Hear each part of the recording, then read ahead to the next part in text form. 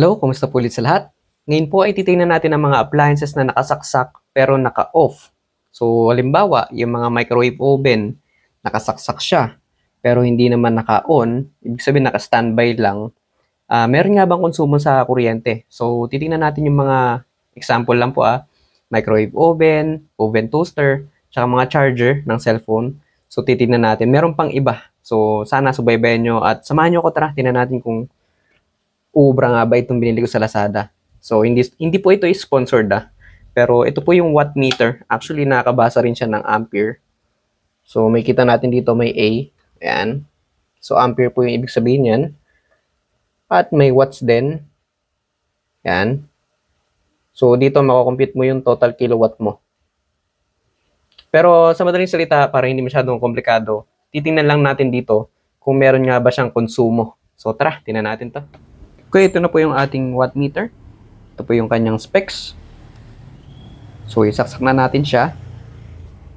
Unahin po natin yung ating automatic washing machine at manual dryer. So, titingnan natin kung meron nga ba siyang konsumo pag nakasaksak siya at naka-off naman. Yan. So, ipapakita rin natin kung gaano nga ba kalaki yung wattage niya para may example tayo. So, ito yung ating manual dryer. So, unahin natin yung manual dryer. Saksak na natin siya. Ayan. Ayun. So, wala siyang konsumo. Yan. Naka-standby siya. Wala siyang konsumo. Kahit konti. So, basta hindi pala gumagana ang ating spinner or ang ating dryer ay walang konsumo. So, ayan. Inon ko siya. Ito yung kanyang example na wattage. May kita natin, umiikot na siya. Yan. Yan yung kanyang wattage. Ito yung volts at yung kanyang ampere. 0.8 or 0.9 ang kanyang ampere. Okay. So, meron na tayong isang na-testing. So, tanggalin ulit natin siya o i-off natin ulit. Ayan. So, nag-zero na siya. It means walang konsumo pag naka-off ang ating manual dryer. Isunod po natin ang ating automatic washing machine. Ito na po. So, isaksak natin siya. Ito yung ating automatic washing machine. American Home. Okay, so ito naman po yung ating automatic washing machine. Saksak na natin siya. Ayan. Wow, so zero siya, no? Wala siyang konsumo. Kahit nakasaksak siya. Ayan, so naka-standby siya ngayon. Hindi siya naka-on. Pero nakasaksak siya. Ibig sabihin wala siyang konsumo. So, ayan. Tinitingnan ko lang yung mga ibang settings. Sa ampere, wala rin lumalabas. Ibig sabihin, wala talaga. Ayan. So, okay, mali to. Yan yung watts niya ngayon. So, i-on ko. Tingnan natin yung standby niya pag naka-on. May delay siya ng konti. Ayun. So, siguro mga 2 to 3 seconds delay. 1.5 watts or 1.8 watts ang lumalabas. Yan. So, meron siyang, yan na yung konsumo niya pagka naka-online display niya. Yun yung ampere at ito yung kanyang, ayun yung sa spinner kanina. So, baka malito kayo. Pero yan na yung ating wattage ngayon. 1.8. So, pagka naka-on na yung ating display, 1.8 watts ang kanyang konsumo. So, off ko na. Tingnan natin kung mawawala. Off. Ayun. So, nawala na ulit yung konsumo niya. So, itong ating automatic washing machine ay walang konsumo pag nakasaksak. Yan. Pero naka-off siya. So, hugutin na natin. Testingin naman natin yung manual washing machine natin. So, ito na siya. Pagpasensyahan nyo na, hindi ko pa ito napapalitan ng timer. So, isaksak natin siya, pero good to, running to.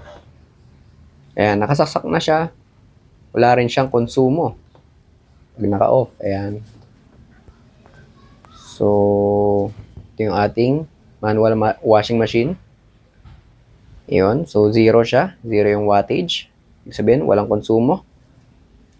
At subukan natin siyang i-on para lang makita natin kung gaano nga ba kalakas yung wattage niya. Ayun, so umikot na siya. May delay, pero ayun na. Umalo na. Umiikot na rin. So, running. So, ito yung ating example ng manual washing machine. Yung kanyang wattage. Ayan. Pero wala rin siyang konsumo pagka naka-off. Okay, so natesting na natin yung tatlo.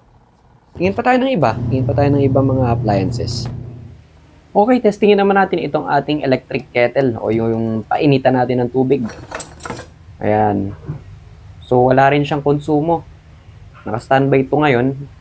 Hindi siya naka-on. Walang konsumo rin. So, try ko lang siyang i-on ha. Para tingnan natin yung kanyang consumption. So, naka-on na siya. May ilaw. May delay ng konti. Yun. 1,400 watts. So, medyo mataas talaga pagka may mga heater. So, may mga heater, mga umiinit. May mga heating element, medyo mataas talaga sa kuryente yan. So, yan. So, enough ko siya. Tingnan natin kung mawawala. Ayun. So, ibig sabihin, wala siyang konsumo pag naka-standby lang or pag hindi siya naka-on. Okay, testing naman natin itong next. Yung ating, ano ba to? Pambrew ng kape. So, mga may magkape dyan, mga hindi na uhugot kagad, tingnan natin kung meron nga bang konsumo. Ayun. So, wala rin siyang konsumo. Inon ko. Ito yung kanyang konsumo. Yun. So, nasa 600 watts. So, enough ko. Wala ulit. Ibig sabihin, wala siyang konsumo pag naka-standby lang pero hindi siya naka-on. Ayan. So, nakasaksak pero hindi naka-on. Walang consumption. Okay, next po itong ating blender. Ayan. So, mga mahilig mag-shake. Yan. So, wala rin siyang consumption. At next po ang ating oven toaster. Saksak natin, tingnan natin kung merong konsumo. Kahit naka-off. Yun. So, wala siyang konsumo. Wala. Subukan nating i-on kung gaano nga ba kalakas ang kanyang consumption o ang kanyang wattage or yung power. Okay, on natin. Yun. 647 watts. Papatayin ko yung ilaw para makita nyo na umiinit na siya. Ayun. So, nagpupula na yung kanyang heating element. So, running na siya. Umiinit na.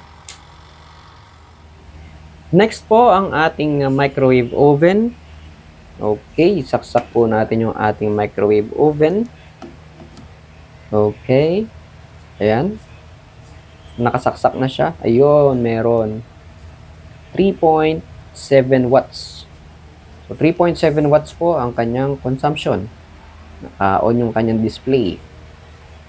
May konsumo siya pag nakasaksak pero hindi ginagamit. Yan, tinry ko siyang i-on. Yan, para lang makita natin yung wattage. Yun. 1,200 watts. Medyo mataas din. Okay. Off na natin. At tingnan natin kung meron ba talagang konsumo. Ayun. So, naging 3.3 na ulit yung kanyang wattage. Meron talaga. So, kailangan talaga inuhugot natin to.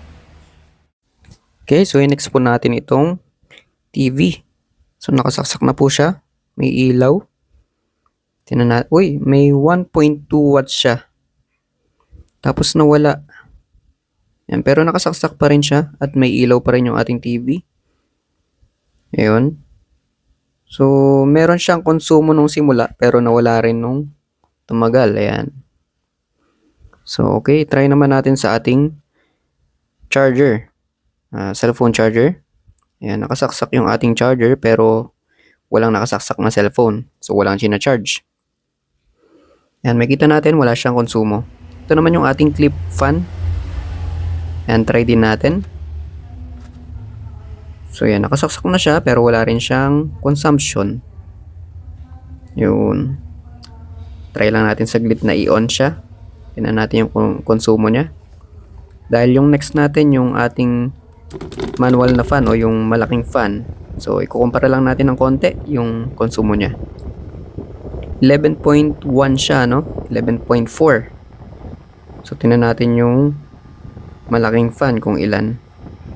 11.1 watts yung ating clip fan. So, okay. Next natin itong malaking fan. Testing natin ulit. Yan. So, naka-ready na ang ating watt meter. Nakasaksak na yung ating fan. At wala rin siyang konsumo. Yan, wala.